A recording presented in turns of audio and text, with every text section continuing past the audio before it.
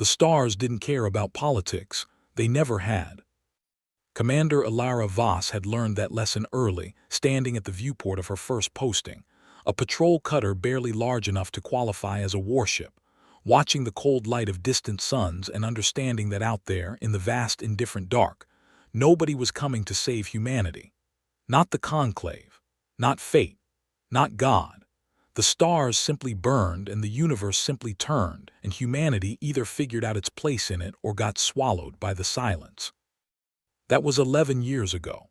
Now she stood on the bridge of the EFNS Olympus Mons, 14 kilometers of reinforced tungsten ceramic composite, 16 primary mass driver arrays, 4 experimental plasma lance batteries, and enough redundant reactor cores to power a mid-sized city for a decade.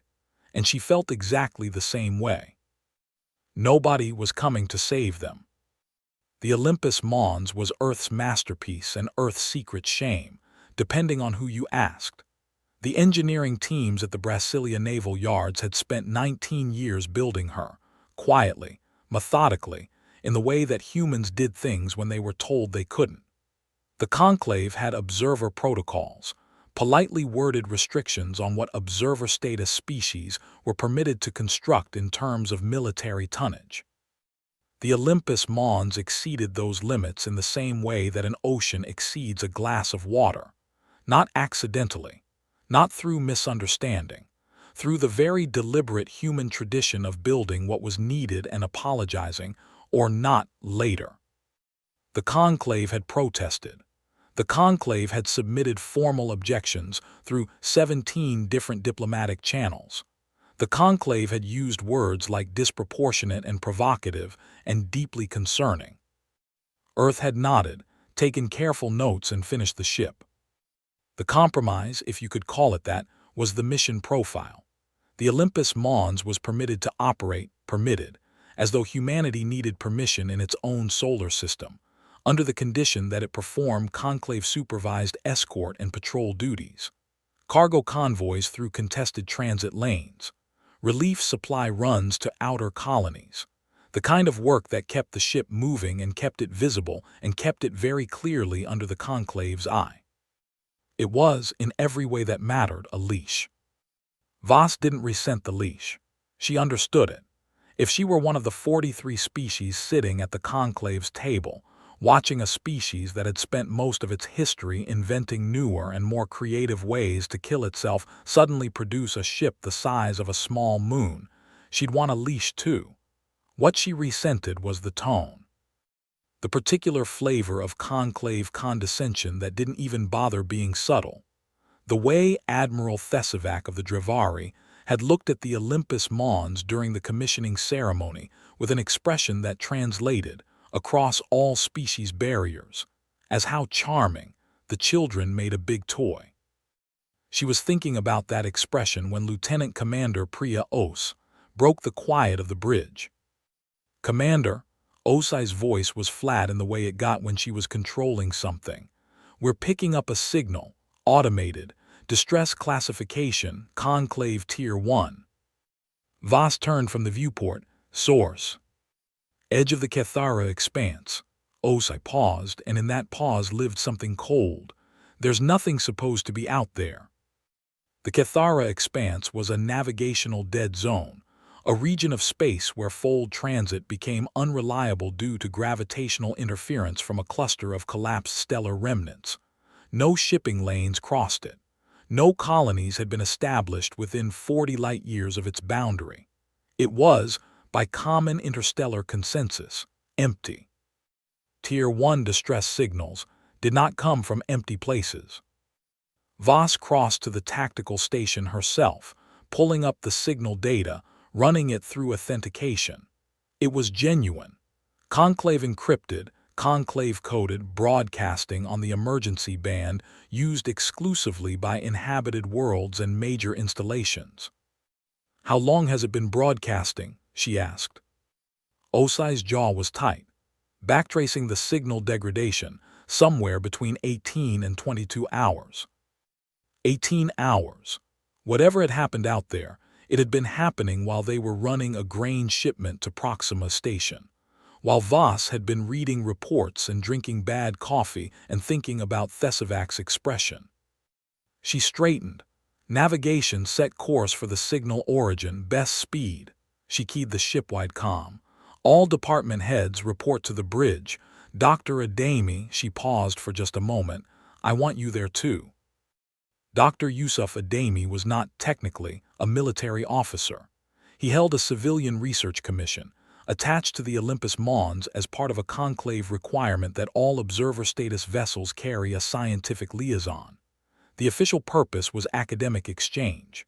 The actual purpose, understood by everyone and stated by no one, was surveillance. The conclave wanted eyes on Earth's ship and Earth's people, and Adami was supposed to be those eyes.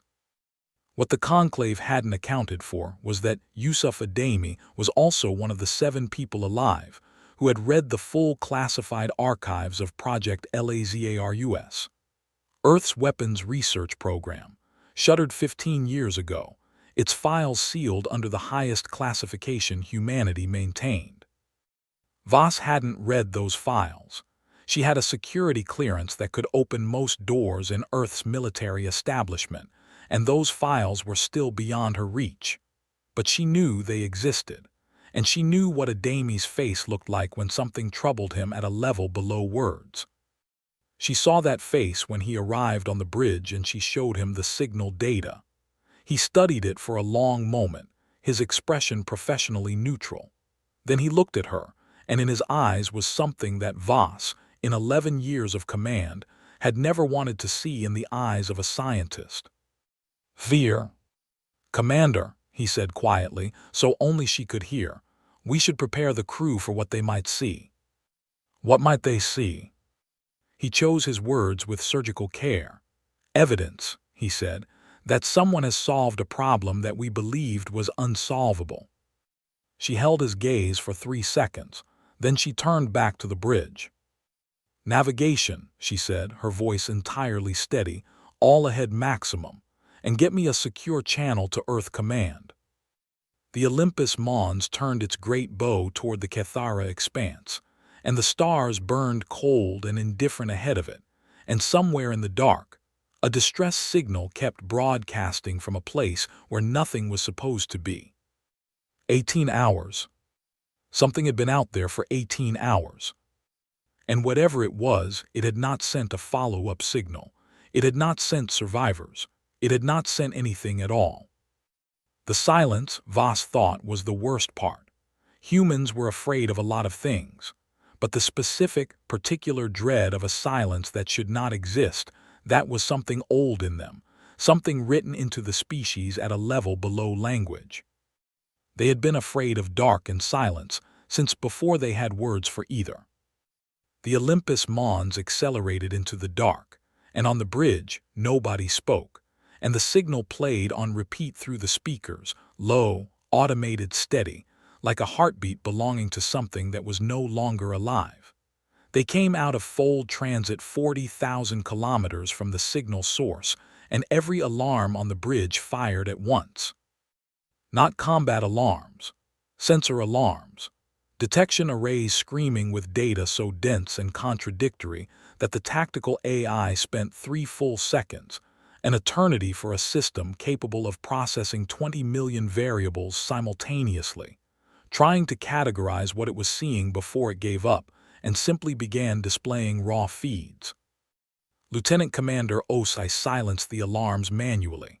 The bridge went quiet, and in that quiet, one by one, the crew of the Olympus Mons looked at their screens and understood that the world had just changed. Velshari. It had been a colony world third-tier habitation, formally established 230 years ago by the Shari people, a conclave member species known primarily for their expertise in atmospheric engineering. Population at last census, 2,114,000 souls, mostly families. The kind of colony that exists at the edge of explored space because some species simply love frontier, the particular quiet of a world still being shaped, still becoming something. The planet was still there. That was the first thing, the horrible, almost insulting fact that the planet was still there, hanging in the void exactly as it always had, its continents and oceans and cloud systems visible from orbit in their entirety because the atmosphere had been burned clean of particulates. No smoke, no debris fields, no fragments of orbital stations tumbling in decaying paths. Nothing, just the planet pristine and silent, its surface carved with marks. "Magnify," Voss said. The image on the main screen shifted, zoomed, resolved, and the bridge fell into a silence so complete that Voss could hear her own blood moving. The marks on the surface of Velshari were not impact craters. They were not the chaotic, overlapping scars of bombardment. They were geometrically precise, vast channels burned into the planet's crust in interlocking patterns, thousands of kilometers long, consistent in depth and width to a margin of error that the sensor array estimated at less than 3 centimeters. 3 centimeters, across thousands of kilometers. "What did that?" someone said, very quietly from the rear of the bridge. Nobody answered because nobody knew, and the not knowing was its own kind of answer. Dr. Adami moved to the science station without being asked, his hands moving across the interface with quiet urgency. Voss watched him work, watching for his face, reading it like a document. He pulled the spectrographic data first, soil composition analysis of the burned channels, then thermal residue readings, then something she didn't recognize, a query type she'd never seen him run before, pulling data from a subdirectory of his personal research partition. His hand stopped. He sat very still for a moment. "Yusuf," she said. "The molecular structure of the rock in the burned channels," he said, not turning around, "has been altered, not melted, not vaporized, altered. The atomic bonds in the silicate compounds have been severed and reformed in a different configuration." He paused. "The energy required to do that selectively, to change the molecular structure of rock over thousands of kilometers with that level of precision, it's not a matter of firepower. It's a matter of physics. You'd have to be able to rewrite the rules of how matter behaves in a defined space." Osai turned from her station. "Is that possible?" Adami finally looked up. His eyes found Voss's, and in them was the thing she had seen when she showed him the distress signal. The fear was still there, but now it had a shape. "In theory," he said carefully, "yes. 15 years ago, Earth's Project LAZARUS explored a weapons principle based on localized tachyon field manipulation, essentially creating a defined volume of space where the standard physical constants are temporarily overridden. Matter within that volume becomes unstable at the molecular level." He stopped. "You're describing a weapon that doesn't destroy things," Voss said slowly. "It makes things incapable of existing." "Yes. And LAZARUS proved this was possible. LAZARUS proved this was too dangerous to continue. There's a difference." He turned back to his screen. "The project was terminated after a containment failure during a scale test. The files were sealed. The research was supposed to be buried." "Supposed to be," Osai said flatly. "Someone," Adami said, "clearly found a way to finish what we started, and they've been busy." The word "we" landed on the bridge like a stone into still water. Ripples moved outward through the silence.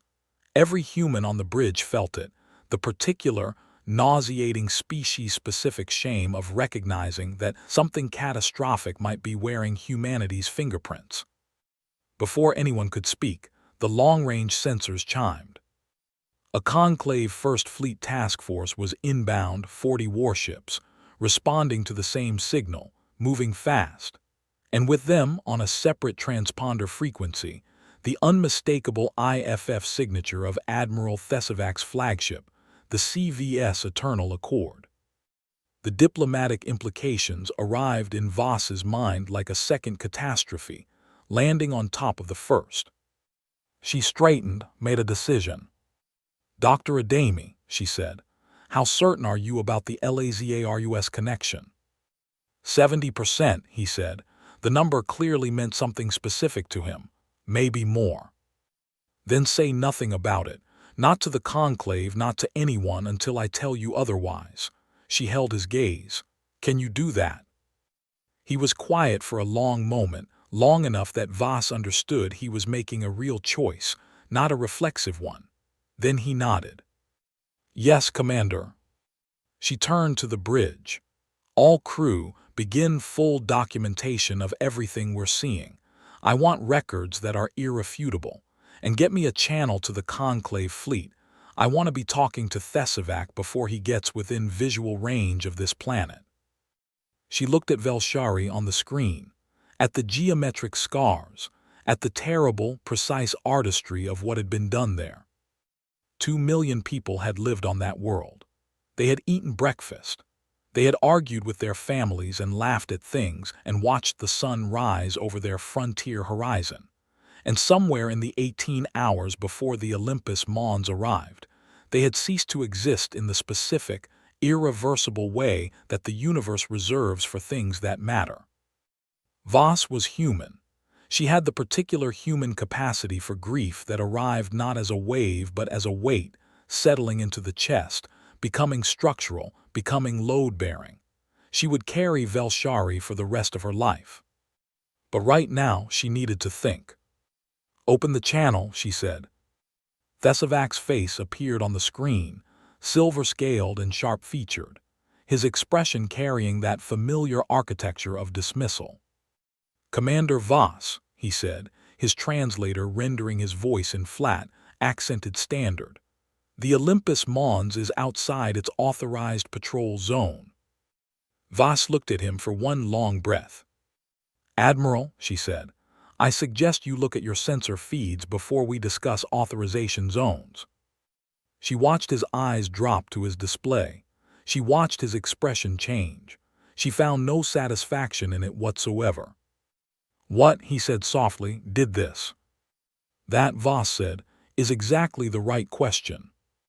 They called themselves the Vreth Dominion, though called was perhaps too casual a word for a civilization that communicated in the same way a glacier communicated, through the slow, irresistible pressure of mass moving in one direction over an incomprehensible span of time.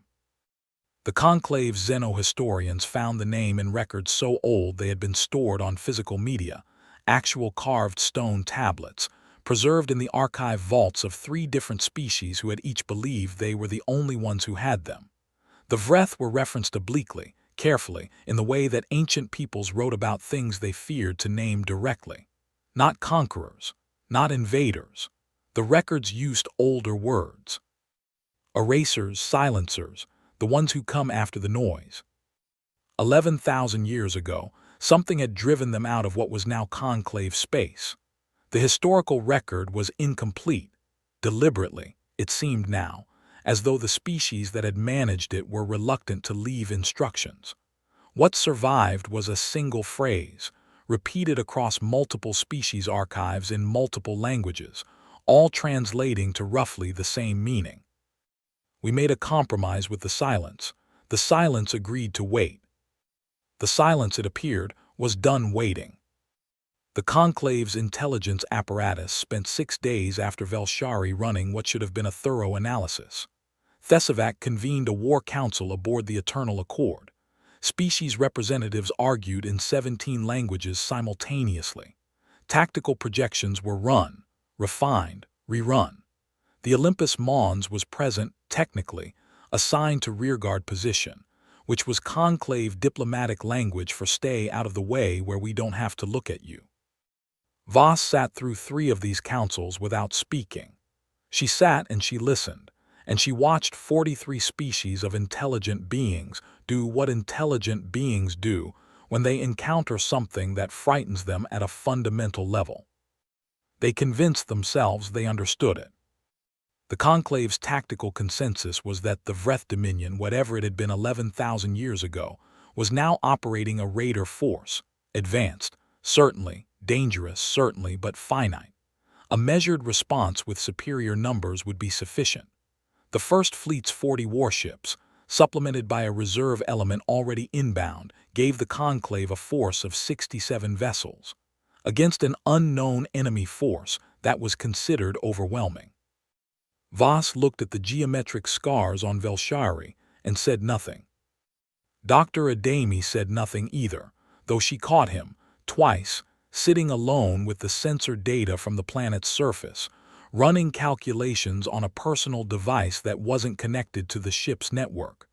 Both times, she left him to it. The Vreth Dominion did not leave them long to prepare.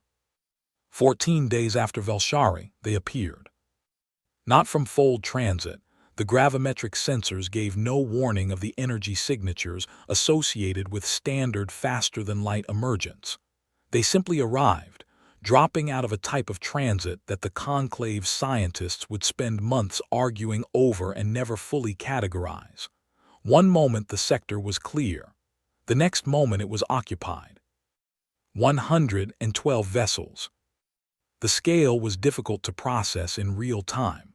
The Olympus Mons was 14 kilometers long, the largest warship humanity had ever built, a vessel that had required 19 years and the economic output of 3 continents to construct. The smallest Vreth ship on the tactical display was 20 kilometers stem to stern. The largest exceeded 80. Their hulls were a material that didn't register on spectral analysis in any way that made sense, as though whatever they were made of actively declined to have a composition. They held position for exactly 4 minutes and 17 seconds. Then they broadcast. It came through on every frequency simultaneously, electromagnetic, gravitational, tachyonic, and 2 bands that the Olympus Mons array detected, but had no classification for. It came in every language in the Conclave's database, plus 17 others. Some of those 17, the Conclave's linguistic AI noted with academic horror, were languages spoken by species that had gone extinct before any current Conclave member had achieved spaceflight. The message was the same in every language. You were given time to matter, you did not. The silence resumes. 7 words. 7 words in however many languages, delivered with the flat, administrative certainty of a statement of fact rather than a declaration of war. Not a threat, not a challenge, a notification, the way you might notify a construction site that demolition was beginning. Admiral Thesevac opened fire 30 seconds later. It was, Voss thought, an incredibly brave thing to do. She meant that without a trace of sarcasm, watching 67 warships of multiple species engage an enemy that had just told them, calmly and completely, that they didn't matter, required a kind of courage that she found genuinely moving. Thesevac ordered a coordinated strike, all vessels concentrating fire on the lead elements of the Vreth formation, and for about 90 seconds it looked like it might mean something. The Vreth fleet responded. The Eternal Accord, 15 kilometers of Drevari engineering, flagship of the Conclave's most decorated admiral, crewed by 8,000 beings, was struck by a single discharge from the nearest Vreth Dreadnought. The discharge didn't look like a weapon. It looked like a geometric shape, briefly, impossibly existing in space, a perfect octahedron of some energy type that the sensor array kept trying to categorize and kept failing. And then it was inside the Eternal Accord, and then the Eternal Accord simply wasn't structured anymore. It didn't explode. It didn't break apart in the dramatic way that destroyed vessels usually did. Its structural coherence ended uniformly over about 4 seconds, and then it was components, and then the components were smaller components, and then it was dust. 11 minutes. In 11 minutes, the Conclave First Fleet ceased to exist as a fighting force. Ships fled, damaged ships limped. Some vessels vanished entirely, leaving only expanding fields of debris.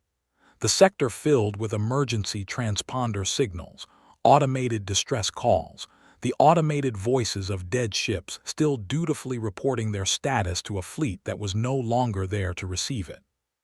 The Olympus Mons had not fired a single shot. Not because Voss was afraid, but because she had spent 11 minutes watching, calculating, and understanding something that would take the Conclave's strategists weeks to articulate. The Vreth didn't fight back. They didn't maneuver, didn't evade, didn't adapt their formations. They simply responded with geometric precision to each threat as it presented itself. And each response was perfectly calibrated, minimum force required, zero deviation from the optimal solution. They were not waging war. They were running a program.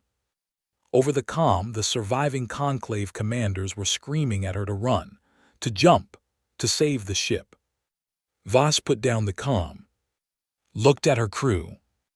"All right," she said, with a steadiness that would later be described, in 17 different species languages, as the most purely human sound ever recorded in interstellar history. "Let's go to work." Olympus Mons moved. Not forward, not in the clean, aggressive straight line that human war films always depicted, the heroic charge, the noble sacrifice. Voss wasn't interested in noble. She was interested in time, and time required staying alive, and staying alive required being somewhere other than where the enemy expected. She had spent 11 minutes watching the Vreth respond to threats, and she had seen something in those responses. A pattern, not a weakness. She wasn't arrogant enough to call it a weakness, but a characteristic. The Vreth targeting system, whatever it was extraordinary at tracking and engaging objects moving in predictable vectors.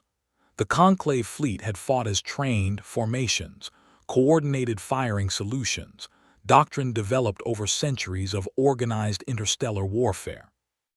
The Olympus Mons did not fight as trained. "Navigation," Voss said. "I want random vector changes every 40 seconds, not evasive random. Pull the sequences from the chaotic motion library, seed them with atmospheric turbulence data from the last 3 storm systems the ship has logged." She looked at the helmsman, a young lieutenant named Castillo who had gone so pale his freckles looked painted on. "I know it's going to feel wrong. Do it anyway." Castillo did it. The Olympus Mons lurched sideways in a way that made every non-secured object on the ship become a projectile briefly, then yawed in a direction that made no tactical sense, then dove along a vector that pointed away from the battle entirely before curving back in at an angle that no weapons system optimized for pattern recognition would have predicted, because it was genuinely unpredictable, not random in a way that could be mathematically anticipated. Random in the way that weather was random, chaotic in the deep sense, seeded from real-world complexity that produced behavior that no model could fully account for. The Vreth fired at where the Olympus Mons was going to be. The Olympus Mons was somewhere else. It wasn't elegant. It wasn't clean. The first hour was absolute hell, taking grazing hits from weapons that registered in energy types the ship's shields had never been designed to handle, damage spreading through secondary systems in cascade patterns that kept Chief Engineer Park's teams running from crisis to crisis. OSI calling out damage reports with the flat, relentless professionalism of someone who had decided to feel things later. A plasma lance battery on the port side was destroyed in the first 20 minutes, its crew of 12 gone in a second. An entire deck section was vented to space when a structural beam failed, the emergency bulkhead sealing before the depressurization could spread. But the people on that deck were already gone, and Voss logged their names in the back of her mind in the place where she kept things she was going to carry forever. But the ship survived. It survived because it was doing something the Vreth had never encountered in 11,000 years of warfare. It was being irrational. Every civilization the Vreth had met fought with the logic of self-preservation, tactical withdrawal when the odds turned, surrender when continued resistance became futile, the evolutionary programming that said live to fight another day. It was sensible. It was intelligent. It was the behavior of species that had developed spaceflight because they were good at making decisions that maximized survival. Humanity had also developed spaceflight, but the path had been considerably more complicated. There were centuries in humanity's history where the dominant military doctrine had essentially been, we will accept any cost to make the enemy's cost higher, where armies had fought not because they expected to win, but because winning wasn't the point. The point was to make the enemy pay enough that winning didn't feel like a victory. Humans called it stubbornness. They called it tenacity. They wrote songs about it and made films about it and named holidays after the people who had demonstrated it. The rest of the galaxy, watching it unfold in real time, was going to need new words. Voss fought the Olympus Mons for 3 hours. 3 hours of burning engines, constant damage, crew casualties, decks going dark, oxygen getting recycled at reduced efficiency. 3 hours of Castillo's hands shaking and not stopping moving. 3 hours of Osai's voice, steady as a metronome, calling out facts and figures so that Voss could make decisions. 3 hours of the Vreth adjusting, improving their targeting, getting closer, because they were learning too, and the gap between their capability and human chaos was closing slowly, but it was closing. 3 hours was what Adami said he needed. She had given him everything she had. At the 2-hour 40-minute mark, he called up to the bridge. "Commander," he said. His voice was extraordinary calm, the calm of a man who had been living in a specific fear for a very long time and had finally made his peace with it. "I need you to come to Weapons Bay 7. I'm a little busy, Yusuf." "I know, I need you anyway." She handed the bridge to Osai, who did not look at her as she left, because Osai understood that if she looked at Voss in that moment, something would crack in one of them that couldn't be uncracked. Voss took the emergency ladder down 4 decks. The ship shuddered around her as she went, impacts registering as full-body shocks that she absorbed through her knees. Weapons Bay 7 smelled like burned circuitry and ozone, and something she didn't have a name for, the ghost of energies that didn't have names in the electromagnetic spectrum. Adami was standing in front of a console that he had clearly rebuilt from components that hadn't originally been part of it. There were 3 dead tablets on the floor near his feet. His hands had small burns on them from, she didn't ask. He had been building something. She looked at it, at the modified emitter housing married to the tachyon array that was theoretically a sensor instrument, at the power couplings jury-rigged from 3 different systems, at the calculations covering every surface near the console, written in his fast, tight hand. "Is that what I think it is?" she asked. "Yes." She looked at him for a long moment. "You built this from what?" "From what was here. The Olympus Mons had most of the components already. We had a tachyon sensor array, which is 90% of the emitter system. The targeting integration took most of the time." He paused. "And the containment equation, that was the hardest part." "The containment equation," she repeated. "The part that, when it failed during the LAZARUS test, produced results that required a classified file." "Yes." "How confident are you in your version?" The number came back to her, the same number he'd given her when she'd asked about the LAZARUS connection. 70%, he said. She held his gaze, and the other 30. He was quiet, not in a hedging way, in the way of a man giving an honest answer its proper weight. "In the other 30%, he said, the containment field fails on collapse and the effect propagates beyond the intended volume." He paused. "We would not survive that. There would not be enough of the Olympus Mons left to find." She looked at the device. She looked at Adami. She looked at the deck plating under her feet and through it at the ship around her, and through that at the 3 hours of impossibility that her crew had just survived. She thought about 2 million people on Velshari who had not survived. She thought about the Vreth Dominion transmitting their message in 17 dead languages belonging to species that no longer existed, that the silence had already taken. She thought about Thesavac and his dismissive expression, and the eternal accord becoming dust in 4 seconds. She thought about all the dark and all the silence that was coming, in the same patient, inevitable way it had always been coming, if something didn't change right now. "How long to ready it?" she asked. "It's ready now," he said. She nodded once. Then she turned and headed back to the bridge. The document was 14 pages long. That was the thing that struck Adami, sometimes, late at night in the years before any of this happened. That the most dangerous idea in human history had been captured in 14 pages of equations, annotations, and a 4-paragraph conclusion, written in the careful, understated language of scientists who understood exactly what they had found and were choosing their words accordingly.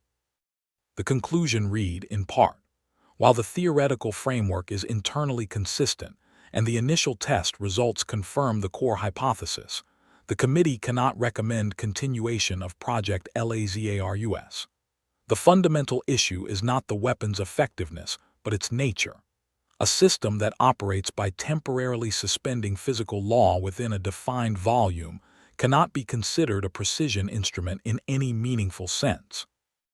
The consequences of containment failure at operational scale are not survivable.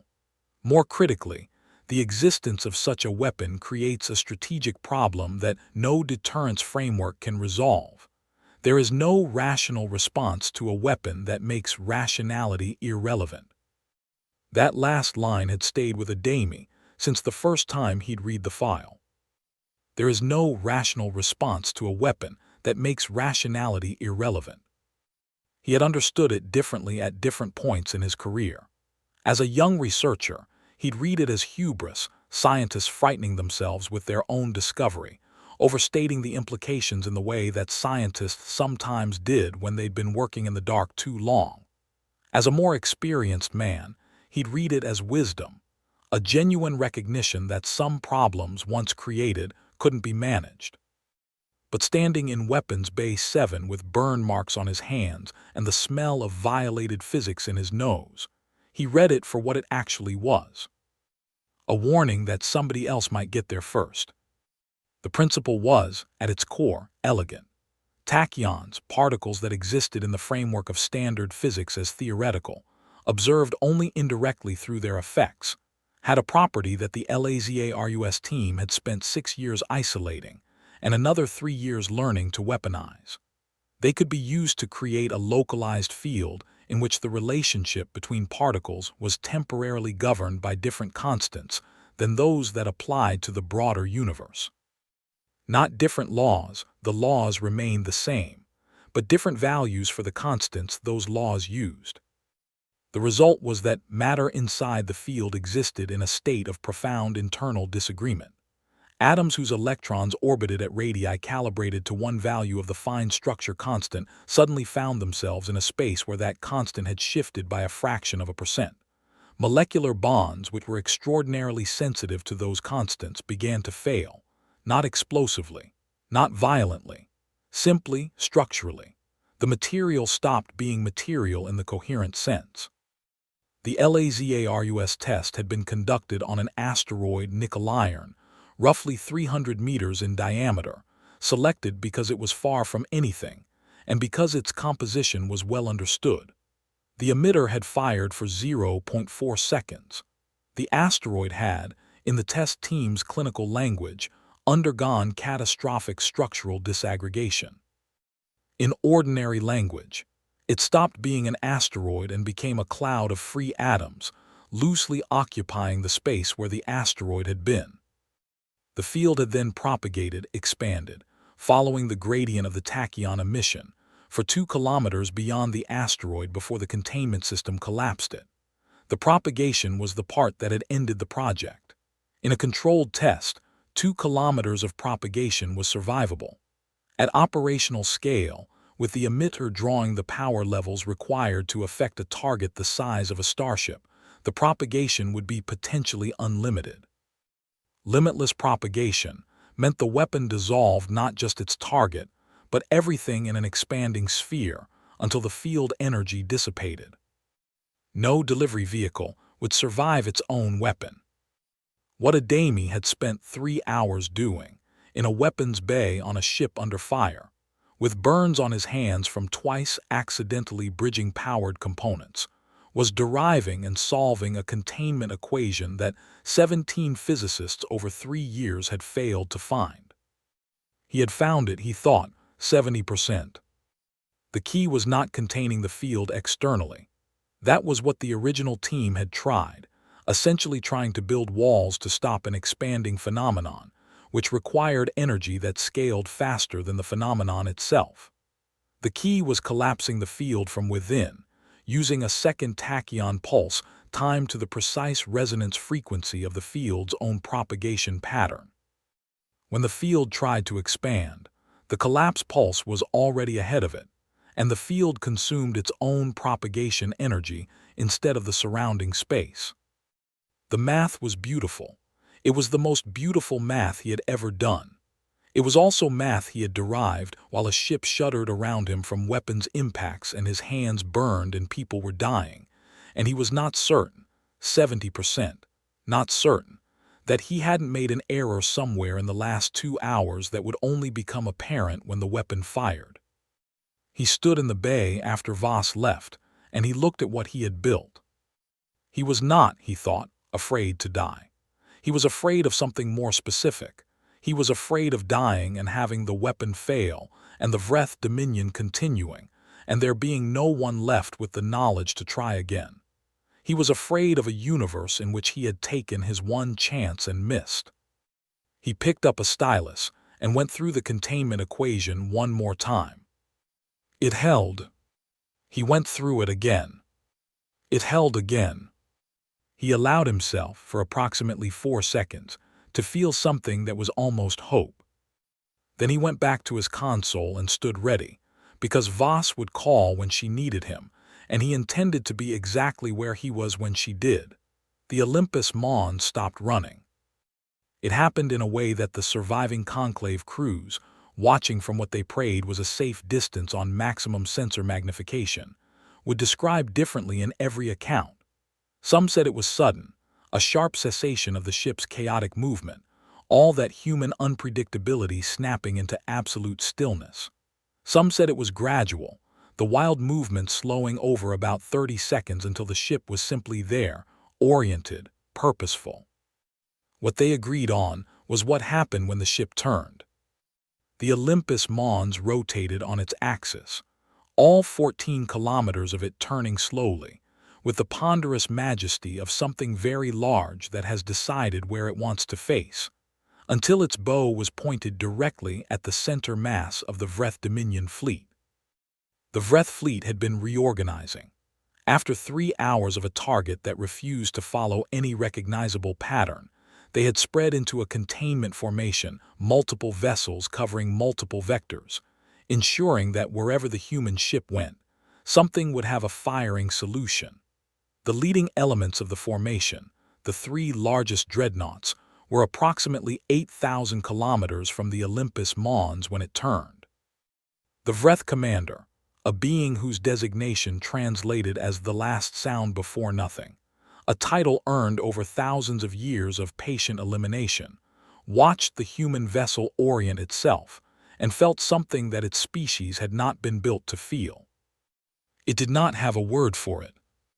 It processed the human ship's behavior through every framework its civilization had developed for understanding the species it had encountered. Species performed final charges, yes. A ritual of defiant termination, a cultural expression of collective grief given a physical form. The Vreth understood this. They had witnessed it 147 times. They waited for the charge. The Olympus Mons did not charge. It stopped at 8,000 kilometers and held position, and its bow, the forward weapons cluster, already noted in Vreth sensor records as the vessel's primary armament, was aligned with perfect geometric precision on the 3 lead dreadnoughts. The last sound before nothing processed the tactical situation in 0.003 seconds and reached a conclusion. The ship's mass driver arrays could not, at this range, penetrate Vreth hull composites at any angle. The plasma lance batteries, 3 of 4 now destroyed or offline, lacked the output to be meaningful. There was no rational firing solution available to the human vessel that posed a threat to the Vreth formation. The orientation of the ship was therefore an act of theater, not warfare. It began to compose a response transmission, a notation, to be recorded in the Dominion's archives, acknowledging the primitive display of defiance before termination. It got 2 words in. The weapon on the Olympus Mons had no designation in any conclave database. It appeared on Vreth sensors as a tachyon emission spike. Anomalous, powerful but tachyonic emissions were a natural phenomenon, associated with fold transit drives, and in the 0.00003 seconds, it took the Vreth system to process the emission signature and identify it as something not associated with fold transit drives. The discharge had already been in effect for longer than it needed to be. 0.4 seconds. The field appeared between the Olympus Mons and the 3 lead dreadnoughts in the way that certain phenomena appear, not arriving, not building, simply existing where it hadn't existed in the interval between one moment and the next. It occupied a rough sphere approximately 4 kilometers in diameter, its boundary visible on sensors as a region where the sensor returns simply stopped making sense, where the universe was briefly governed by different values for its own fundamental constants. The 3 Vreth dreadnoughts occupied the center of that sphere. They stopped being dreadnoughts. Not in the dramatic way, no explosion, no light, no sound, because space doesn't transmit sound. They came apart at the molecular level, as though reality had quietly, firmly, and completely withdrawn its permission for them to maintain their current arrangement, and in the absence of that permission, they simply ceased to hold together. Over about 6 seconds, they dispersed into their constituent atoms, and the atoms spread into the volume of the field, and when the field collapsed, when Adami fired the second pulse at the exact frequency he'd derived, and it worked at 70% or above because the field collapsed rather than propagating. The atoms scattered on the solar wind, and where 3 warships had been, there was nothing. Nothing visible, nothing on sensors. Nothing at all. 11 seconds of silence. Every communication band across the sector, conclave emergency frequencies, Vreth operational channels, the automated distress signals still broadcasting from the ruins of the battle, went completely quiet simultaneously for 11 seconds. The last sound before nothing had not moved, had not spoken, had not transmitted.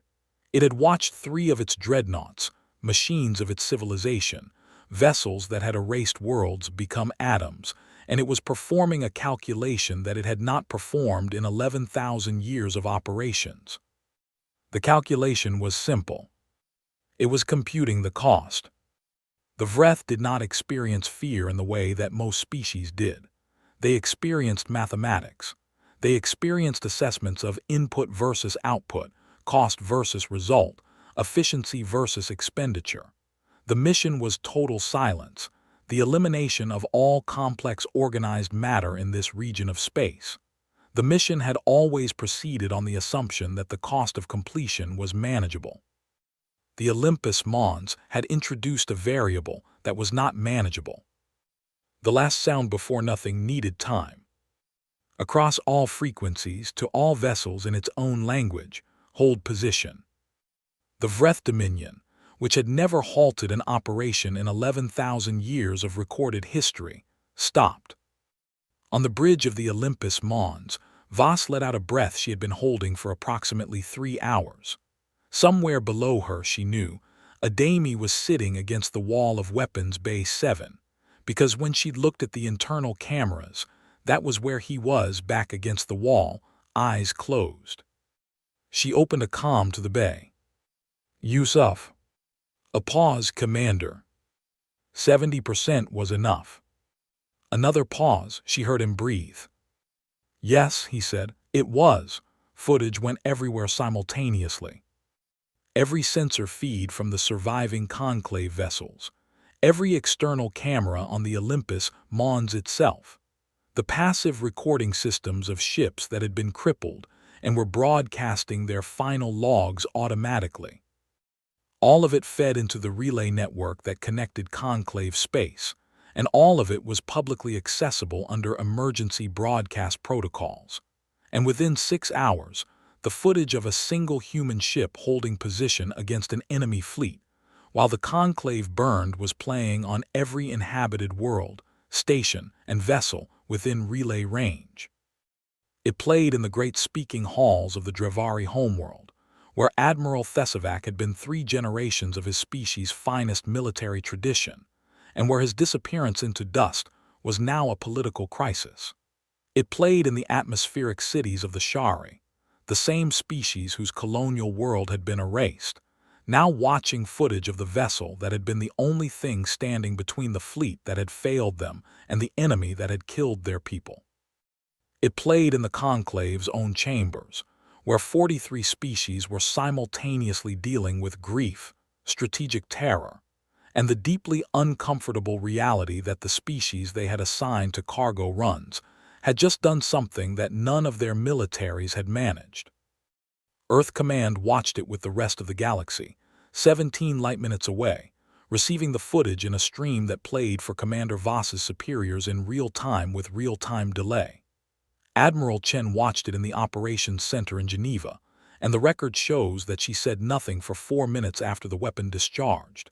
And then she said, "Get me Director Marsh, get me the Secretary of Defense, and get me a line to the Prime Minister's office, and please don't talk to me while I do the math." The math was being done everywhere. In laboratories on a dozen worlds, physicists were attempting to reconstruct what the weapon had done from the sensor data. The tachyon emission signature was clear, the effect was undeniable, the theoretical framework was a subject of emergency academic mobilization unlike anything since the discovery of fold transit. The consensus, assembled in hours rather than the months it would normally require, was both simple and alarming. What had been fired was not a new application of known physics. It was a new physics, a practical, deployed application of tachyon field manipulation that the conclave's finest researchers had considered theoretically possible and practically inconceivable. Humanity had built it, apparently, in a weapons bay during a battle. The political implications did not take long to arrive. The conclave's emergency session, convened 12 hours after the battle, was the longest in its 11,000-year history. The Treaty Committee screamed about violations of the Observer Protocol. The Olympus Mons had clearly been carrying weapons systems that exceeded every restriction placed on Earth's military. The Military Committee, speaking simultaneously and considerably more loudly, was making a different argument, that the restrictions on Earth's military were the reason humanity had been assigned to cargo runs, while the conclave fleet died in 11 minutes, and perhaps the committee should consider whether those restrictions had, on reflection, been wise. The Xeno-Diplomatic Corps was dealing with something even more complicated.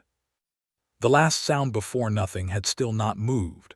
The Vreth Dominion fleet held its position, all 108 remaining vessels, perfectly stationary, in a formation that the conclave's tacticians could not classify as either aggressive or retreating. They were simply waiting, the analysts believed, for a response, not from the conclave, from the Olympus Mons. Because at the 19-hour mark, the last sound before nothing had opened a communication channel, and it had not directed that channel at the conclave's emergency frequency. It had not directed it at the diplomatic relay. It had sent it on the exact frequency of the Olympus Mons primary comm array, using an encoding protocol that only worked if you had the ship's exact signal profile, information that could only be obtained from the battle's sensor records. The Vreth had been doing their homework. Voss received the channel request while she was in the medical bay having the lacerations on her forearms treated. She'd cut them during a particularly violent impact in hour 2, hadn't noticed until the adrenaline wore off. She looked at the message notification on her tablet and sat very still for a moment. Then she had her arms finished, accepted a painkiller with the appropriate gravity of someone who did not usually accept painkillers, and made her way to the bridge. Earth Command had also, in the past 4 hours, sent a rather urgent update. The Olympus Mons had not been the only thing happening in Earth shipyards these past years. Observer Protocol had restrictions. Those restrictions had been interpreted by Earth's legal team with the particular creativity that humanity brought to documents that stood between them and something they wanted to do. The Olympus Mons was technically the only vessel in Earth's fleet that violated the tonnage limits. The 17 other warships currently exiting Fold Transit at the edge of the sector were technically within the weight class that Observer Protocol permitted. There were a lot of them, within the permitted class individually. Together, they represented a fleet that the Conclave had not known existed. Voss looked at the tactical display showing the incoming friendlies, and she looked at the Vreth Dominion's stationary fleet, and she looked at the incoming channel request from the last sound before nothing. She thought for exactly 60 seconds. Then she opened the channel. The last sound before nothing spoke for 11 minutes. The translation was simultaneous. The Vreth, it turned out, had done their research on standard thoroughly enough that their communication system rendered it in real time. Voss listened without interrupting, because she had learned, over a career of making decisions in places where the wrong word cost lives, that the most important intelligence was in what an enemy chose to say unprompted. What the last sound before nothing said was not a surrender, not an apology, not a threat. It was an explanation. The Dominion had not returned because they hated what they'd find. They'd returned because the math had resolved. 11,000 years ago, they had withdrawn because the cost of completion had exceeded acceptable parameters. Something had made the cost too high. The records of what that something was had been lost in the Dominion's own internal conflicts, but the calculation had been preserved. This region is not ready. Return when it is. They had returned. They had assessed. Velshari had not been cruelty, it had been a diagnostic test, calibrating their understanding of the current threat levels posed by the region's civilizations. 43 species, they had determined, presented an acceptable cost-to-completion ratio. The mission had been authorized to proceed. And then a single ship had introduced a new variable. Not just the weapon, though the weapon mattered enormously, but what the weapon represented. Humanity had developed tachyon field manipulation weapons without institutional support, without centuries of research, without the Conclave's resources. They had developed it in the specific conditions of a species that had been told it wasn't important in the margins, in the classified files, in the weapons bays of ships during active battles. The Dominion's assessment algorithm had encountered something it had no category for. A civilization whose development rate, when operating under pressure and constraint, did not follow any model the Dominion had encountered in 11,000 years. A species that, the more it was restricted, the more creative it became. The more it was threatened, the more unpredictable. The more it was underestimated, the more dangerous. And now there was a fleet coming. 17 ships within protocol limits that the Conclave hadn't known existed. The last sound before nothing had revised its calculations. Completion of the mission, accounting for the humanity variable, was no longer guaranteed at acceptable cost. More significantly, humanity's development trajectory, extrapolated forward by the Dominion's models, suggested that the cost of engaging them now versus in 200 years was lower. Significantly lower.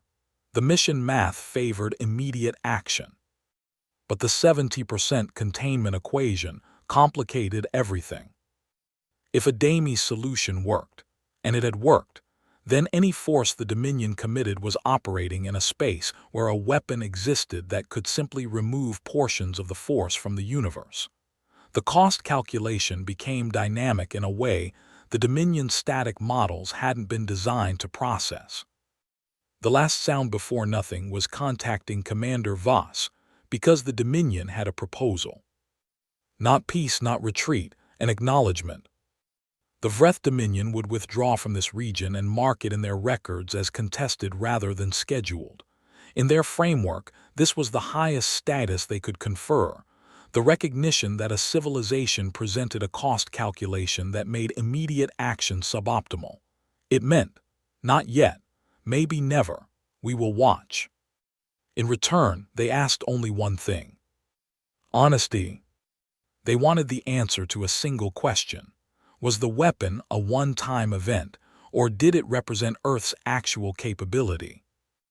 Voss looked at the forward screen, at the blank space where the last sound before nothing existed, somewhere behind the impenetrable composites of a flagship that defied spectral analysis.